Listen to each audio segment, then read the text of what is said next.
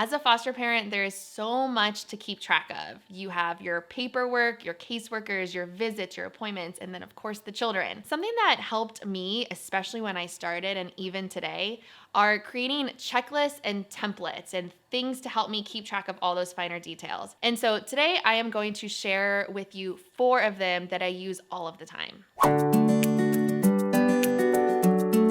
I know that we are all dealing with a lot right now, and so I went ahead and made these to share with you. They're linked below, but I'm gonna walk through them, so if you wanna make them yourself, you can do that too. So let's get started. One of the most stressful moments, at least for me, is when those calls start coming in. I remember the first time I got a foster care placement call, and I remember exactly where I was. I was at work, in a meeting, and I saw the call come in, and I had actually changed the vibration to be more specific so that I could notice it more quickly. I grabbed it and I stepped outside and I took the call. And I remember just being so nervous, and excited is not the right word because we don't want to get those calls, but there was a lot of anticipation, and I didn't ask all the right questions. I didn't really do much talking. I did some listening, but I wish I had been more organized in what I was asking and what I wanted to know. After that call, Chris and I sat down and made a list of the things that matter most to us. And that's what I recommend to you. Sit down with your family and think about what are the critical pieces of information that you need to know, and write it down.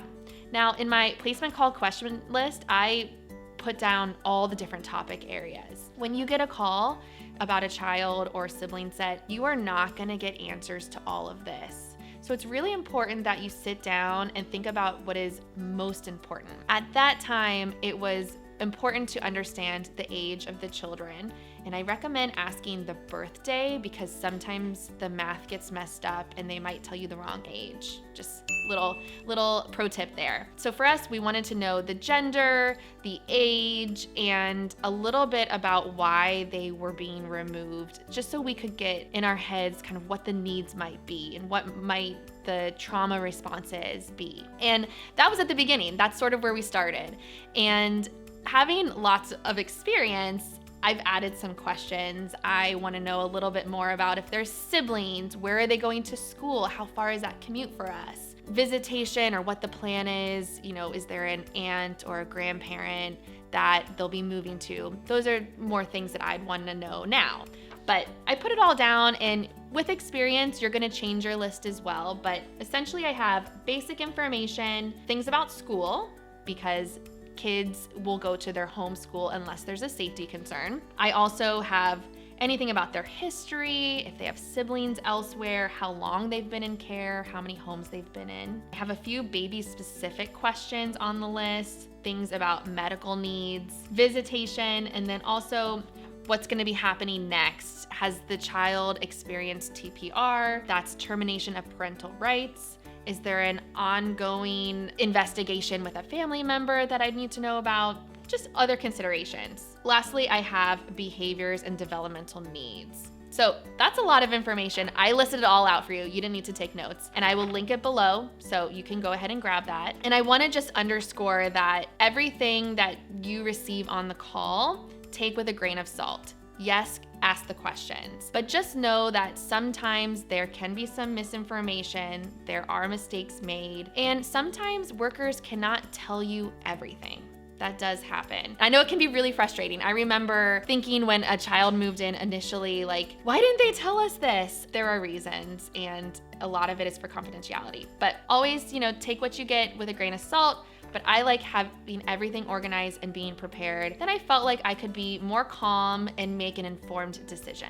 Because so much is confidential, it can be really hard to decipher the information and get what you need to know. For example, you might ask, why is the child being removed from their parents? They may just say general neglect. And that could mean many things. And sometimes if you press for more details, they will tell you it's confidential. And it's important that we respect those rights of the family. And so what you can do instead is you could talk about what the children need, especially if they're coming from from another home, you could ask what services are set up. And that can give you some clues as to the needs of the child. You can also ask about general, behaviors that they're seeing in the child. For example, are they potty trained? Are they eating? Are they, engaging with the toys or talking? Those small details can give you some hints as to the type of care you'll be providing for the child. Next, I want to show you the menu that I created, and it's actually a template on Canva, and I will link it below, and you can fill in with your own food. Essentially, it's visuals as to what are some common items I serve for dinner.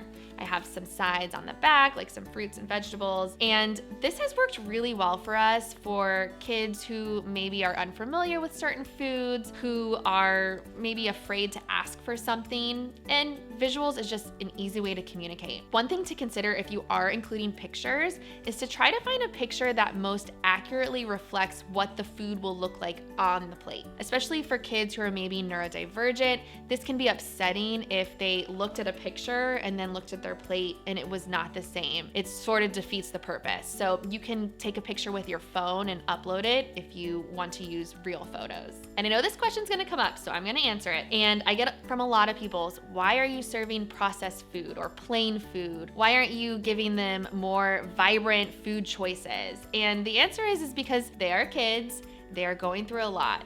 And there's a lot to consider. There is nuance in everything. Maybe there is a child who is neurodivergent and it needs to be plain. They have to have their food a certain way. The other things is it's important to include things that they might be familiar with. There are cultural considerations. And so if I'm serving something they've never had before, they may not eat it. And the goal is to make sure our kids are eating. Now, on the other side is where you can include a lot more. So fruits and vegetables, or maybe some other foods that they haven't tried yet, and you can start to explore together. I always recommend talking to the pediatrician, the child's professional team, when developing the right menu for the kid in your home. I know a lot of my followers also use this template for other things than food, like perhaps activities to do on the weekend or shows to watch on TV. I've even seen people use it for different calming strategies. So when a child is dysregulated, they will show the pictures and the child can point to what they need. For example, maybe they need a fidget toy, a trampoline, and a cold glass of water. So there's a lot of different ways you can use this template, and I highly recommend it. It's been very useful for us in our home. Something that can be frustrating, I know it was frustrating for me,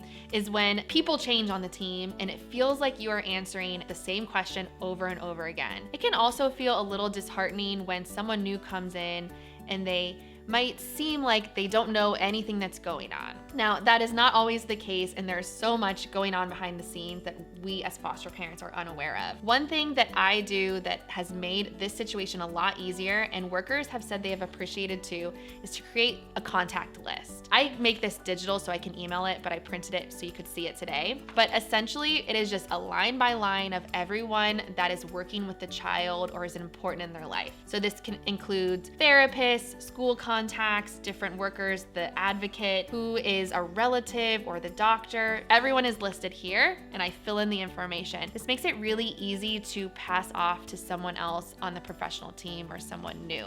I also include a few other pieces of information on this template. So it's just quick facts about the child and the schedule. The reason I included this is because I get asked this all the time, and I think it also sets a little bit of the tone when it comes to scheduling. So first, in the quick facts about the child, I include their age, their birth date, the date of the last physical, and the date of the last dental examination. I can't tell you how many times I've had to look that up in my phone, so I just write it down now. And then any type of other diagnoses and information. And then for the schedule, I like to include the hours that are at school and then when they have therapy. We can't expect caseworkers to memorize our child's schedule just like we do. And when they're trying to figure out when to come for their home visits, it can be this very complicated scheduling mess sometimes, especially for kids who are receiving a lot of services. So I like to include in the schedule, when their visits are and when they have different therapy. And this can help be more efficient when you're scheduling all of those appointments. The last thing I want to show you is the visit checklist that I created. And this is just very helpful in getting everything listed so nothing is forgotten for the visitation.